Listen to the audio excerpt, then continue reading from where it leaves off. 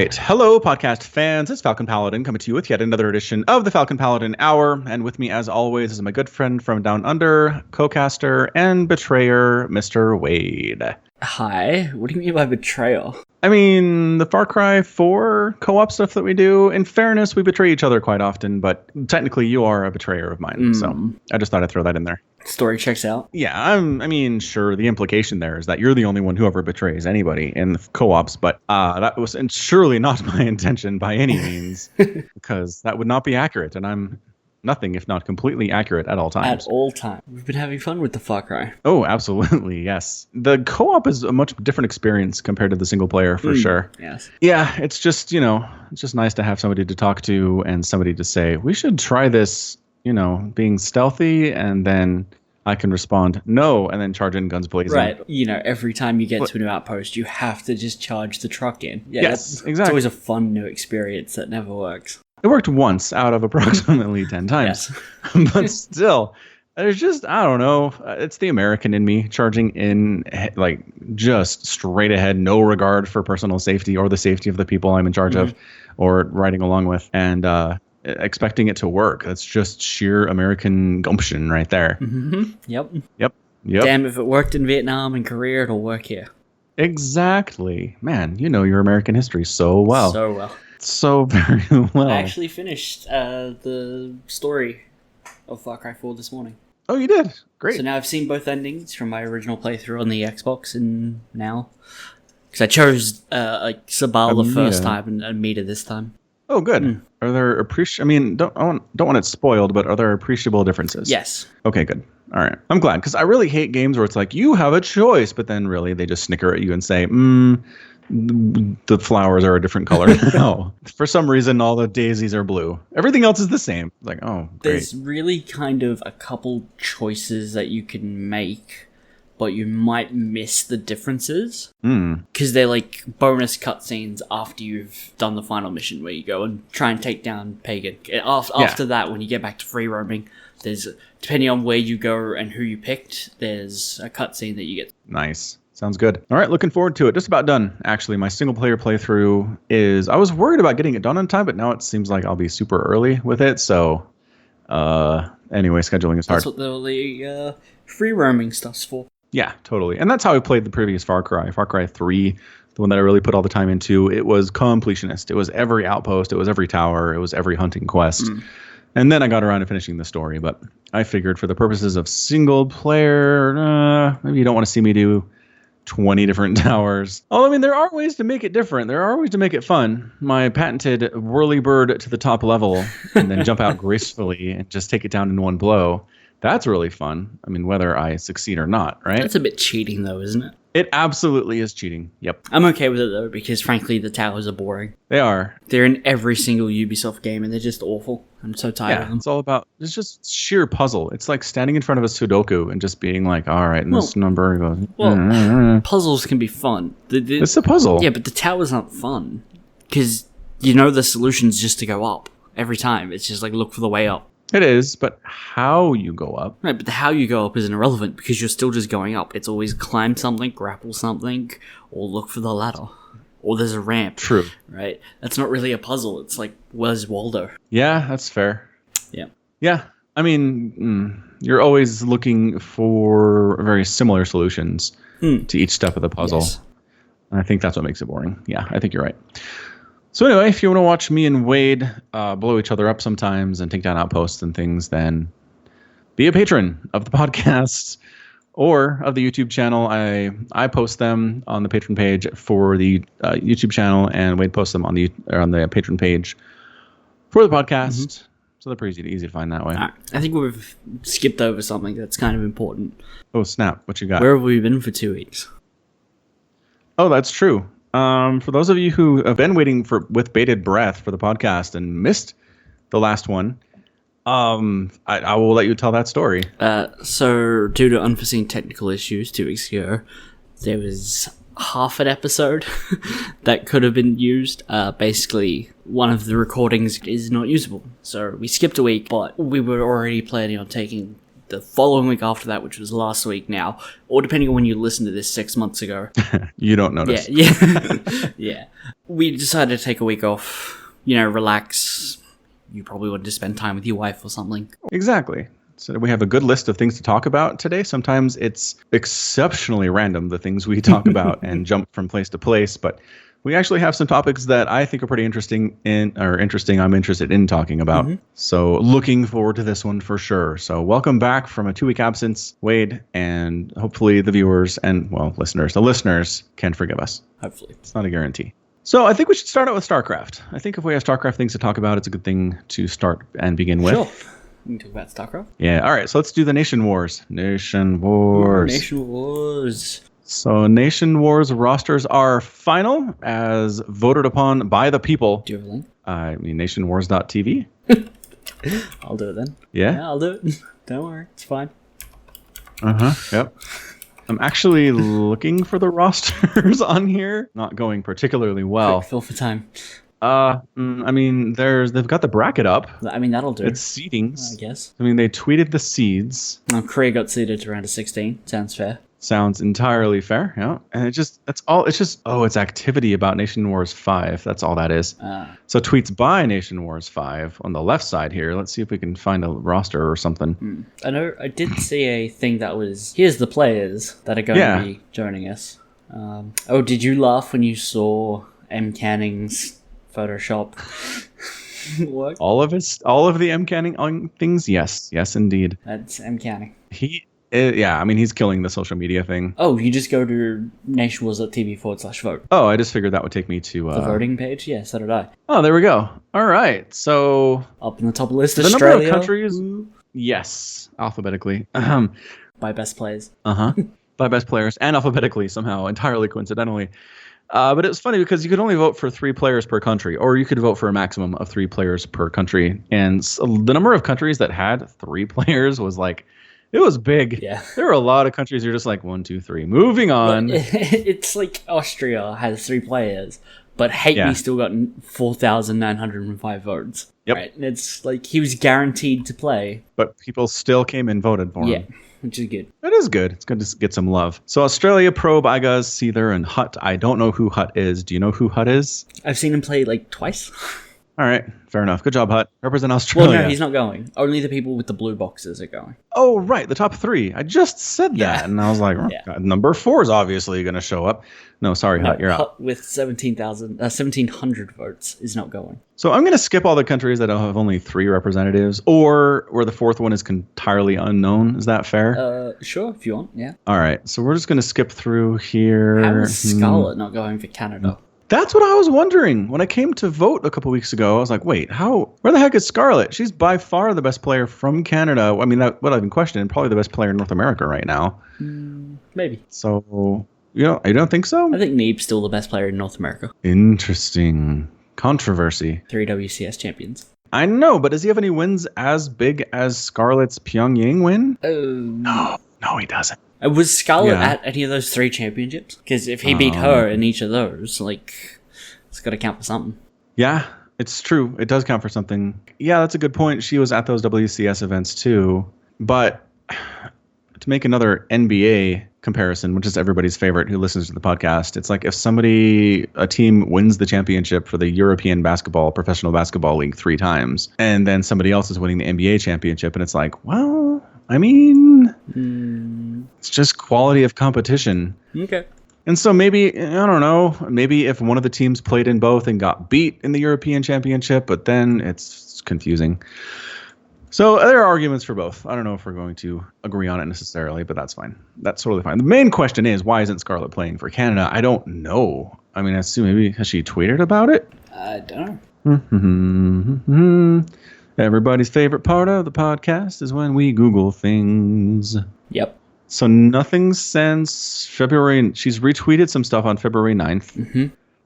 But it's been about a month since she's tweeted anything. So this is weird. Well, let's call it. I mean, she played last year, right? I don't know. I don't either. All right, so moving on. Canada, yes, question marks there. For the rest of the list, I mean, not the rest of the list, but moving on. It's like, I just don't.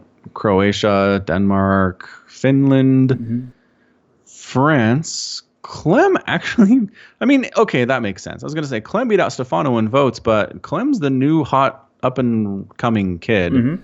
And Stefano's kind of the older guard at this point, hasn't really had much success in major events. And so I can see France wanting Clem to represent.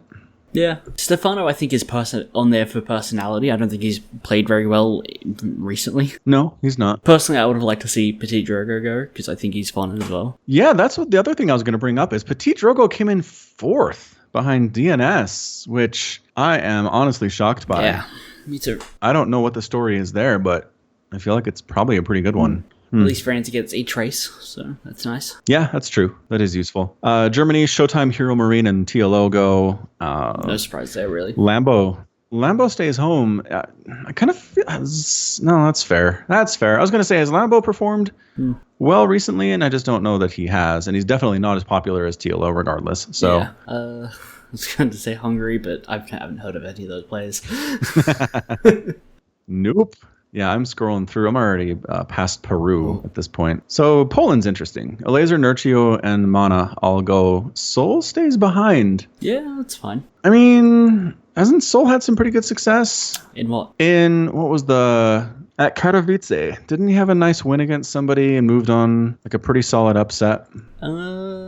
Not that I'm aware of. I mean, I can't be aware of everything at all times, so... Tell the truth. Yeah, I'm omnipotent. I don't see anything on his Liquid page that's, like, notable wins or anything. Yeah, it's not that he won Katowice, and not that he even placed highly, but there was a bracket where he beat some pretty notable Koreans, and I want to say there were some Reddit threads about it, and people were like, what? Right, but do you think he's doing better than Mana? Yeah. You reckon? I mean... Maybe I just like Mana. Everybody likes Mana. Mana's been around forever, and he's a super great, chill dude. Yeah. But I can't think of the last time Mana finished, I don't know, in the top 8, top 16 of anything. Yeah, you're probably right. Hang on, I'm going to pull up the Katowice and search Seoul real quick. Maybe I'm thinking of something else, because he did 2-0 Stefano, and he beat Stats 2-1. Maybe that's what I'm thinking. He beat Stats 2-1, and people were like, what? Oh, so, yeah. That was pretty good. TY 2-0'd him in an earlier bracket, though. So, I mean, it's not like he was crushing people. Right. He just had a really great 2-1 win against Stats, which I think got people's attention for sure. Yeah.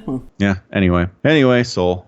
Where are we? So Korea is going to be Innovation, MMA, and Sue, which seems entirely fair. Yeah. I mean, out of everyone in Korea, but these are the only 4 people you could vote for. How do you, you should have... Yeah. You need to have, like, multiple rounds of voting just to pick the 4 people you're going to vote for in Korea. I think Korea had, like, 12 people on the page, if I remember correctly, when you were actually voting for it. Right, okay. I think they had a good list, and you just chose your top 3 from that list. And it was hard. I remember being like, well, all right, I guess I can choose 3 of these guys. But MMA's back for the military service, Innovation, obviously, and then Sue. I just can't argue with any of those players. Well, I mean, it's good to see that South Korea's got who's going to take first place and second place. Moving on. Sweden's interesting, only that Winter didn't get voted in. Do you think he'd get there on popularity? He's basically Sweden's Avalo, right? I mean, truthfully, I'm not particularly familiar with him. Yeah, he's a GM level player. He's good. He's more about controversy than total skill. Okay. So he's Avalo. Sounds like Avalo. Yeah, Winter plays the Twitch asshole game very well. He's got people who love that about him. Just like Avalo. I'd hate to be Swedish and not be represented by a Zerg. Yeah. Sort of. Namshar, Zanster, Winter. Brutal. Yeah. Sort of, though. Great. Namshar, pretty good. Zanster, fun. So, Sweden. I'm excited to see Huz is going to be there from Taiwan. Ooh, yeah. That's going to be good. Yeah. I like Huz. Huz and Bly. Well, Bly's from Huz is Ukraine. Incredibly fun. Yes. Yeah, Damaga is going to show up. Another old school, like, Wings of Liberty. He's going to be there to crush Innovation again. Brood War player. That's right. Go Damaga. United Kingdom, the Muslim. I don't know who Razor Blader is. I don't know who Mr. T is. T. Yep. Speaking of the Muslim, did you see that he got an email from Blizzard saying that his battle tag name violates their naming policies and he has to change it? He can't be the Muslim anymore. I did see that.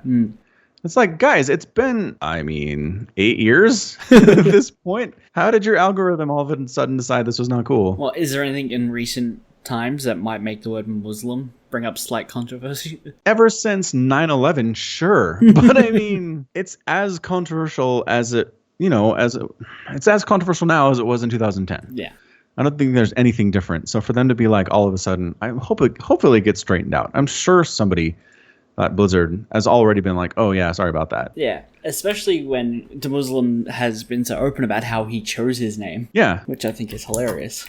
You can tell the story. I'm currently Googling to make sure I've got the right names. Smart. Yeah, so when he was younger, his father used to watch boxing with him, I believe is how the story goes. And Muhammad Ali, before he was Muhammad Ali, was Cassius Clay Jr. Yeah. And his father said he became a Muslim and changed his name to Muhammad Ali. And young Ben Baker thought that Muslim was a rank in boxing. So he wanted to be the Muslim. So good. Yeah. That's great. So I hope Blizzard get that straightened out. Yeah. Sooner rather than later. All right. Now the country that everybody cares about. Vietnam. The United States of America. Neeb obviously wins, but look how close Avalo is. Yeah. Avalo's 3,000 votes off. Yeah, I mean, he's closer to Jon Snow, though. He's only 1,300 off. That's true. Being eliminated. Like, I think there was a push right at the end to make sure that Avalo didn't go, because those tried. Anyway. Yeah, they tried, but he's going. So yep. Ugh. He's going. M. Canning's going, which I'm happy about. I'm fine with that. And then I'd rather see, I don't know, Jon Snow's a better player. Like, I'm just... He is. He absolutely is. Whatever. Popularity contest is going to have things like this, no matter what it is. See also U.S. elections. And that's it. That's it. Yeah. So Vietnam, I mean... SOS fanboy. Yep. Somebody's name is Uplay, apparently. Uplay. I mean, close enough. Close enough to Uplay. It's missing one vowel. It's got to be intentional. There's no way that's an accident. You can borrow it from me or Michael. Because you can get rid of one of the A's and it's still the same. And then SOS Fanboy, which is a hilarious name for a professional StarCraft 2 player who's going to represent somebody at Nation Wars. Yeah. That's so good. Especially considering SOS isn't going to be there. I think it would have been better if SOS was there and it was SOS versus SOS Fanboy. Oh man, that'd be amazing. So there's Nation Wars. Should be fun. I mean, the most fun about Nation Wars is when people start taking down Korea, because that's really what it's all about. It's like, can someone knock Korea down a peg?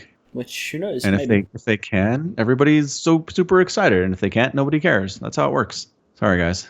What do you do?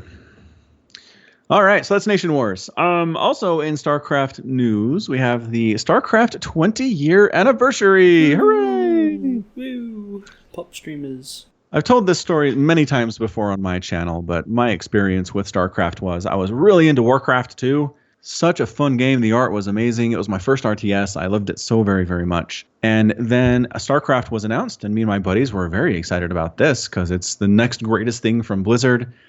And the day it was released, we went to Target. We bought a single copy. We took it home. We burned 6 copies of it.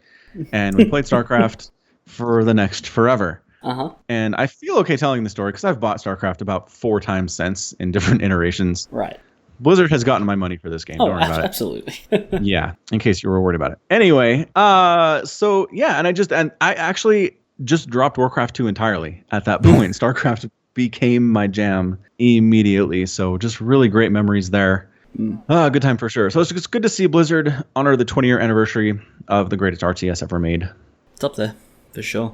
Mm-hmm. And so there was the hashtag SC20 where lots of people shared their favorite moments from the 20 years of StarCraft. Yes. Yeah. Did you put out a tweet? I don't remember. I did not. Nope. I should have done. You should have done. It's not too late.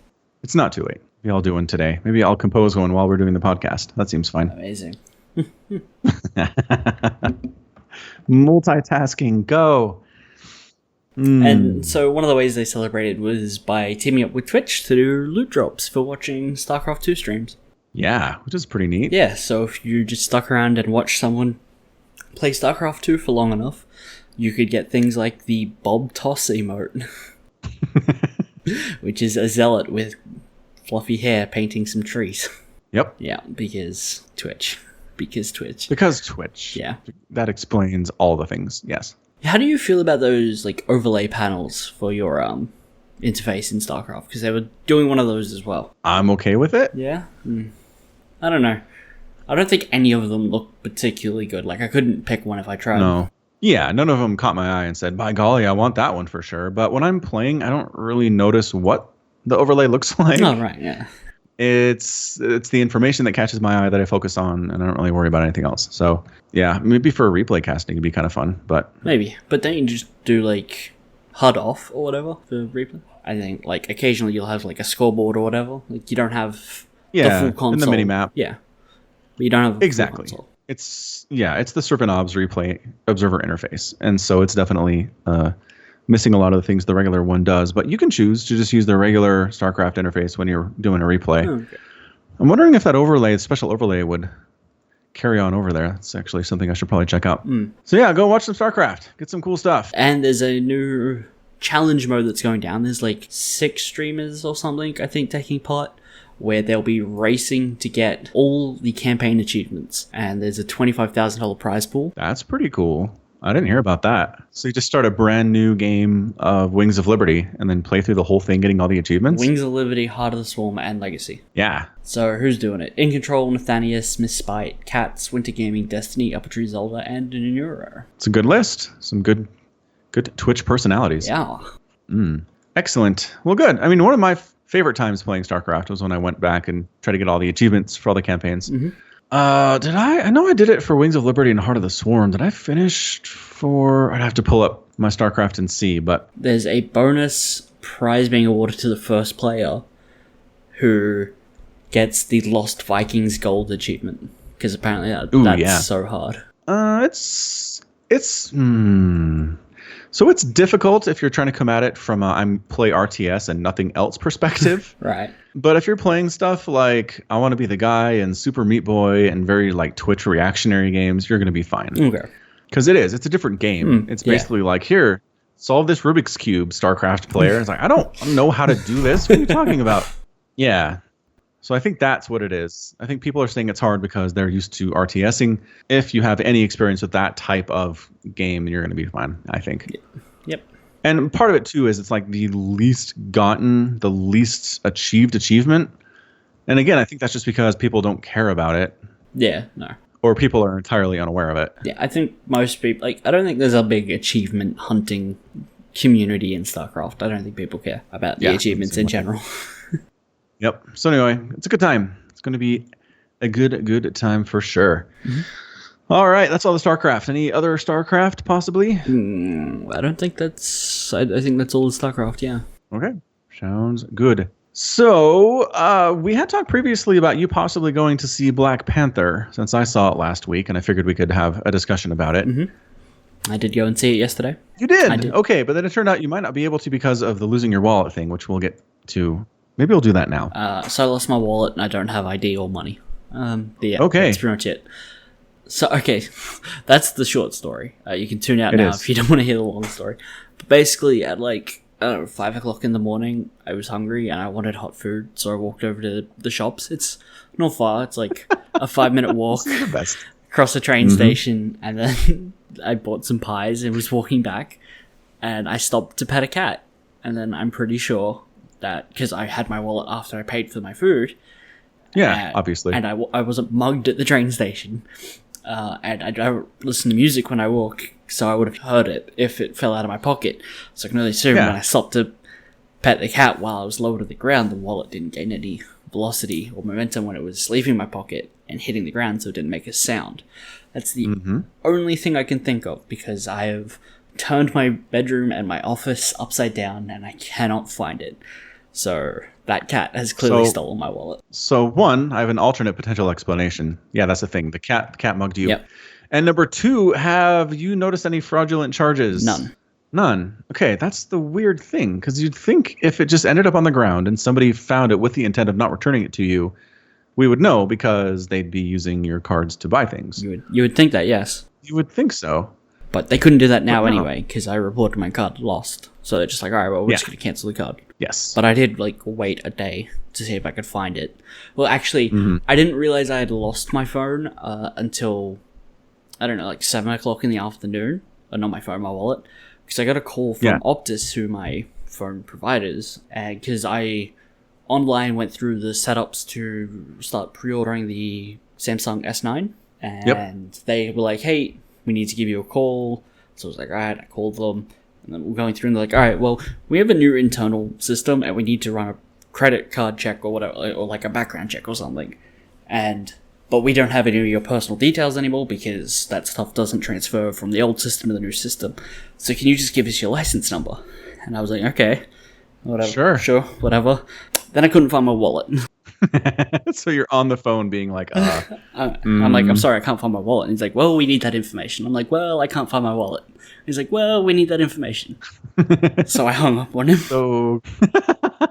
And then I turned my phone off. Wow. Okay. And I've been dodging their calls for like 3 days now. That is not great. Not a great place to be, Wade. No, I'm not going to sugarcoat it. It's fine. I've got it sorted. Like, I've already ordered a new card, like a new license and stuff. And with the email, like, receipt that I got online, it says my license number on it. So if they call, I can be like, all right, here's the license number. Yeah. So I'm just kind of waiting for them to call one more time, and then I'll actually pick it up. Sounds like a good plan. Yeah. So I hope it works out. Me too. Again, the fact that there aren't fraudulent charges being attempted at all or ever is interesting. I actually lost my wallet too last week. Oh my god. You must have some kind of a weird connection going on. That is weird. It is weird. My wallet turned out to just be in the wrong pocket in my gym bag, kind of towards the bottom of a bunch of stuff. Fair enough. So, but same thing, right? I couldn't find it, but there weren't any fraudulent charges on my account. And I was just like, what? How? Where is it? And same thing, turned my bedroom upside down, hunted through my car forever, checked the gym bag, but not well enough, apparently, and then came back to it. So, well, I'm glad you got your wallet back. Me too. I hope yours is equally in a stupid place that you'll find eventually. I'm half expecting that I'm going to, like, trip over, fall on the ground, and it's going to be laying under one of the couches or something that I just missed. Yeah, exactly. Yeah. And you're just going to happen to glance under there because your face planted on the ground. Yeah, exactly. Exactly. Yeah. That's going to be a good story for the next podcast. Thanks. To be fair, I'm not super worried about losing my wallet. I mean, it's a hassle. Like, I don't have my ID, so I can't legally go out on my bike. Not having my card sucks because I can't withdraw money. Stuff like that. I mean, I can still order food. I can still do my groceries. I just pay through PayPal, and that charges to my account, not my card. Right. It hasn't really been an issue. Yeah. And I only had 4 cards in that wallet anyway. Right. So you weren't one of those people that had 18 cards and 14 loyalty cards and a driver's license. Yeah. No, I had 4 cards. I had debit card, driver's license, staff discount, and then my public transport card. Okay, not bad. That was entirely it. And the thing I'm most upset about losing is the public transport card. Because those are prepaid cards, so there was like $40 still on it. Oh, man. Yeah, that's not good. Yeah. The cat was really cute, though. I wanted to get a photo, but I didn't have my phone on me. So it's totally worth it. Totes worth it. All right. So, but then you managed to see the Black Panther anyway. Yes, I did. My lovely brother was kind enough to take me out and go and see the movie. Family. What is family for? This kind of thing. That's what. Clearly. Yeah.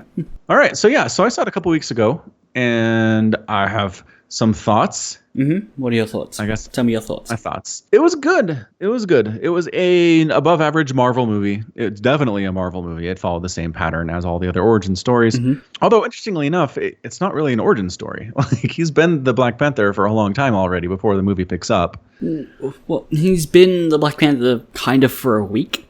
Like, No, okay. He's clearly been the Black Panther. Right, for a while, because his father, who's old and overweight, he probably wasn't a Black Panther, but it's not actually specified how long he's been doing it. Right, but based on the appearance and the age of his dad, it's gotta be at least 5 or 10 years. Well, he's like 25, maybe 30, right? Yeah. How long has he been doing it? That's the thing. It's really not specified how long he's been doing it. Okay, but my point is, it's been long enough that this isn't an origin story. Right, but it's been, in terms of like the chronology of the Marvel Universe, it's been a week since his father died in the events of Civil War, I think it is. Yes, that is correct. Right. So what they do, because it's not an origin story, is they take away his powers, have him get defeated, knock him back down to regular status, and then have him regain his powers. It's like a do-over. Right. So it is how he becomes the Black Panther the second time, Which I thought that was an interesting way of doing it.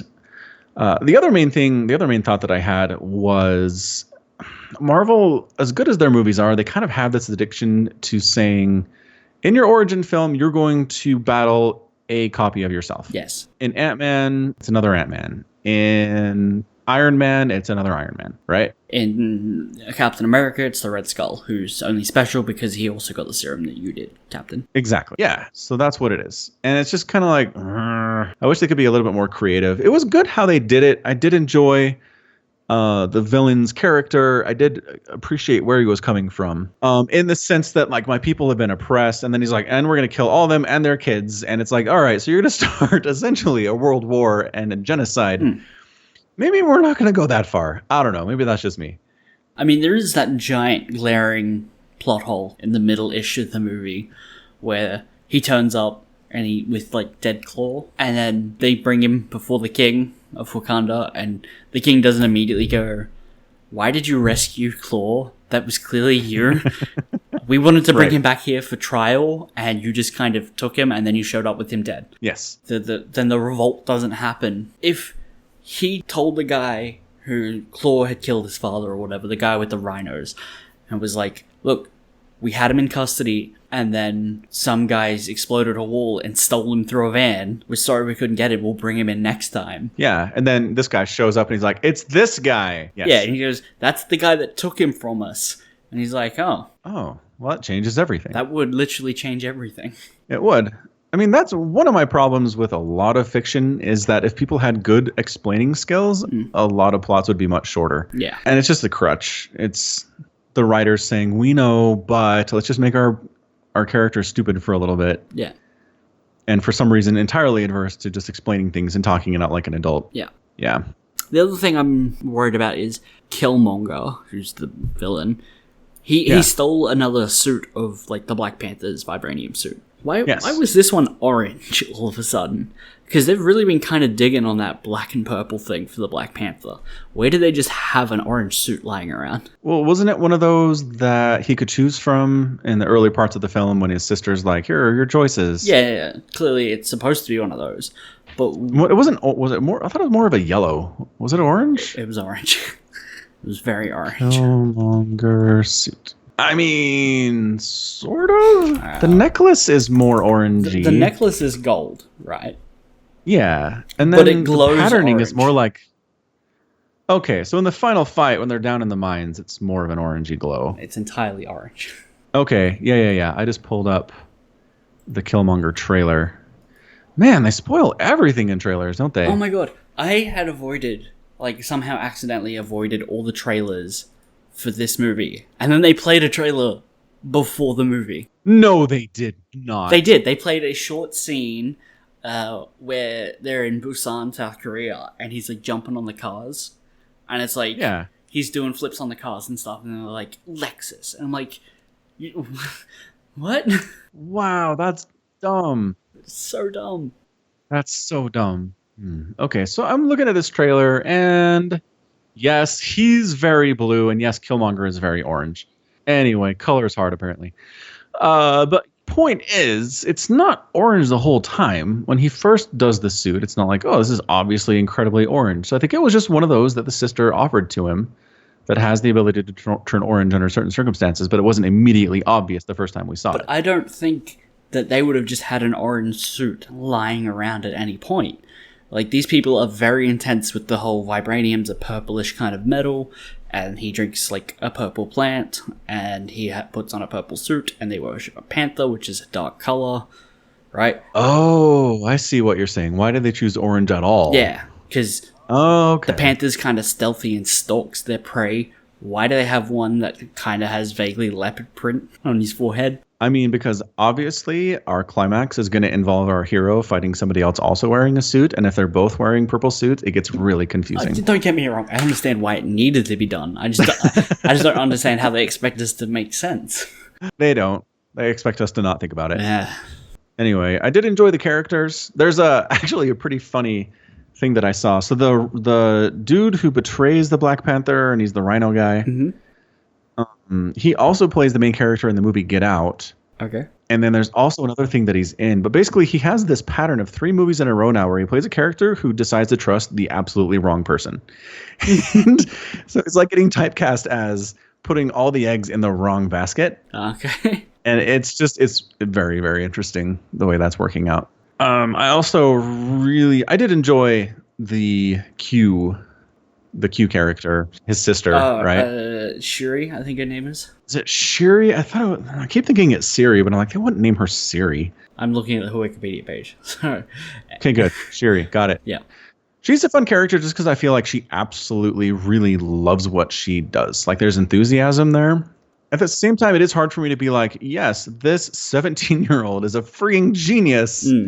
I do struggle with that. Yeah, I think the whole Wakandan technological golden age is just a little too far beyond believable. Okay. It's like the level of technology that they have is ridiculous. At one point, the dude's holding a spear and he's like, this can fire a photon beam or whatever that can destroy a tank. And then she comes out and she's wearing 2 gauntlets that shoot like tiny things. Energy pulses. Yeah. Right. And it's like pew pew. And it's like, why do you need to have these as fist gauntlets? Just why?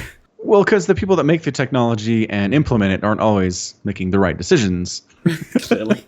And how to implement it, that's not necessarily their strong suit. I also have some thoughts about the way scientific advances and the stripping of religion and tradition kind of goes hand in hand.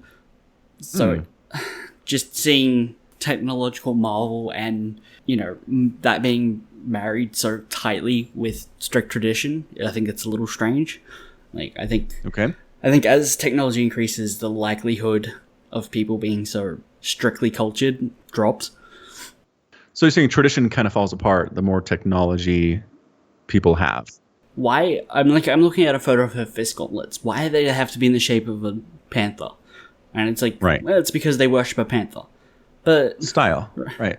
Style, it's debatable. It just seems so strange that whenever you've ever seen a technological advancement, or a boom in other societies, they're not tied to the religion that they're usually of that place, but here it still is, and that's strange to me to see. It's true. The other thing is most countries that do develop technologically get rid of their monarchy.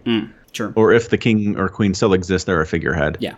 So that's the other side of it is why does Wakanda still have this monarchy system when the technology is there? Yeah. Yeah, I don't know. I mean, the answer is it's comics. It's wish fulfillment. It's fantasy. It's been around for a long time. Yeah, but it was fun. Good pacing, good fight scenes for sure, good choreography. Some of the best I've seen. Yeah. I remember thinking while I was watching that club fight where Claw is offering his SoundCloud link, like that. You remember that club that they were in? Yeah. The music there did not pace well with the choreography. I felt it was just off a little. It was just something that kind of took me out of it for a split second. I was like, oh, it's because he mentioned his own music. So I was thinking about the music. Gotcha. They drew your attention to it and then did something kind of weird with it. Yeah. Maybe. Yeah. Cool. I mean, I guess the whole point was to get us excited for seeing more Black Panther and for more Wakanda in Infinity War. So I guess mission accomplished on that one. So I expect them to have further Black Panther movies where they do look further into the politics of Wakanda, but for Infinity War, absolutely not. We're not going to see that council again. We're not going to talk about how we should open ourselves up in politics and infighting and stuff. It's just not going to be a thing. Well, having actually seen the trailer for Infinity War, there might be something there, I think. Oh, okay. Would you like spoilers? No. How dare you even ask such a question? It's coming up. Iron Man's in it. It's coming soon. Oh, it's all spoiled now.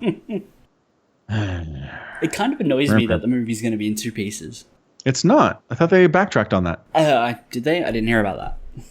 I'm pretty sure I just read an article where they were like they were going to make 2 movies, but then they decided that's dumb, and so it's just going to be one super long film. Yeah, it's just Infinity War. It's not called Part 1 or anything. I see an article here that says Marvel's very complex Infinity War saga is being renamed. So say goodbye to Part 1 and Part 2, but they don't say what it's being renamed or if it's actually, if it's just being renamed. Yeah, I'm pretty sure there's not going to be a cliffhanger at the end of this one. Fair enough. That's all I'm saying. Well, I'm excited for it. Yeah, I think it's going to be great. I don't know how they're going to pull this off. I completely forgot Guardians of the Galaxy's in this. Oh, yeah. That's how overwhelmingly comprehensive this is going to be. I mean, 20 plus main characters and then how many side characters on top of it? I mean, can we name all the characters that are supposed to be? And we'll include Guardians as one.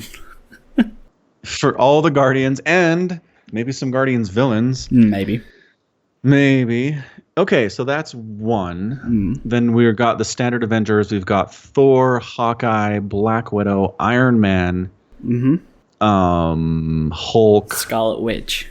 Yeah, I mean, sure. Scarlet Witch, Falcon, Spider-Man, Ant-Man. The Wasp will be there too, probably. Yep. Vision. Doctor Strange. 11. Oh my gosh, I forgot Doctor Strange. 12. The Black Panther. Yep. 13. I didn't even say Captain America. 14. Captain America, yeah. I'm cheating. I'm looking at the list. Of course you are. Did we miss any? I think that might be it for main characters. Yeah. Do you think anyone like Jessica Jones will show up? No. That's unfortunate. She's cool. Jessica Jones, Daredevil, Luke Cage. Captain Marvel's supposed to show up. I do remember that. No. Really? Yeah. That's interesting. Her movie's not out for like another 2 years. Or maybe next year. One of the two. I guess next year would make sense. Wow. So there's that. But then there's like War Machine. Yep. If we want to count him, he's technically an Avenger. He should be there. It would be great if Deadpool showed up, but I really doubt it. Yeah, totally. Winter Soldier, we want to count him. He's going to be there. He'll be there. Wow. So what are we at? Like 15 or 16. Yeah. Loki? I mean, he'll probably be there. He was in Thor 3, so maybe. I mean, is this one of those things where Loki's kind of fighting for the good guys, but you don't really trust him? Yeah, probably. Is that what we're expecting? Yeah. Yes, that's pretty much it, yeah. So he's fun. I guess if we count all of the Guardians as one, it's 20 plus. Yeah. If we count each of them individually. So yeah, it's going to be good. Gonna be good. Or it's going to be like just too much and too hard to do and going to suck, one of the two. Yeah. I mean, it'll be one or the other. It'll either be great or it'll be awful. It's very binary. Nowhere in between. Good. All right. Last thing. We're going to talk about Oscars a little bit, but... Sure. I mean, have you watched any of the Best Picture nominated Oscars? Yeah. Okay. Hold on. Have I watched any of, like, the movies that have been nominated, or have I watched stuff about the nominations? The movies. I don't know what's been nominated, so I can't answer. Okay. So the nominations were Get Out, The Post, Shape of Water, Lady Bird, and then there's one more that I'm missing. I'm going to pull up the website because that's everyone's favorite thing. Darkest Hour, Call Me By Your Name, Dunkirk, 3 Billboards, and The Phantom Thread. Have you seen any of those? I think I've seen Dunkirk. Well, I know I've seen Dunkirk. But the other names I don't even recognize. Well, there you go. So I have seen Dunkirk, Get Out, Lady Bird, and The Post. The Shape of Water actually won. I did not see that one. I've played the game called Darkest Hour. Oh, wait, no, I'm thinking of Darkest Dungeon. Never mind. Close. So close. So dang close. Anyway, Shape of Water won. The general consensus seems to be that Shape of Water is the film in which a lady has sex with a fish. I don't know anything else about it. What? Yep. So is it like a reverse, like, mermaid kind of thing? Uh-huh. Again, that's literally all I know about this film. And I've listened to several podcasts about the Oscars, and anytime anybody brings up Shape of Water, they just say that's the movie where there's sex with a fish. Uh-huh. And they say it won. And I'm like, cool. Shape of Water fish. The fish looks like the guy from Hellboy, who's like the fish dude in that. Oh, yeah. With the goggles? Yeah. Yeah. And the gills on the side of his head? Yeah. Yeah. One of the search results is wondering what the fish stick from Shape of Water looks like. We got you. Yep, that's a thing.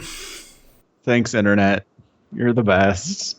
Anyway, I mean, in general, the Oscars has just been mostly about what's the most pretentious film we can vote for. Yeah, that's kind of why I haven't been paying attention ever.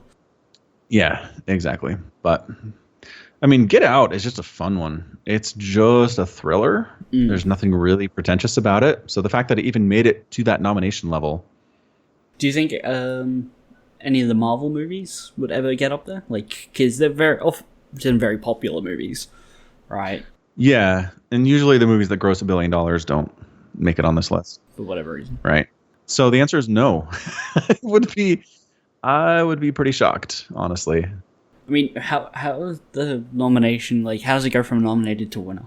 Like, what's the voting process? Is it public? Or is Nobody knows. There's a secret cabal of voters, and nobody can see the voting breakdown, who voted for what percentages it was. They just announce winners. Well, that's entirely stupid. Dumb. I know, it's really bad. Does anyone pay attention to that? That's awful. Awful, I say. Yep.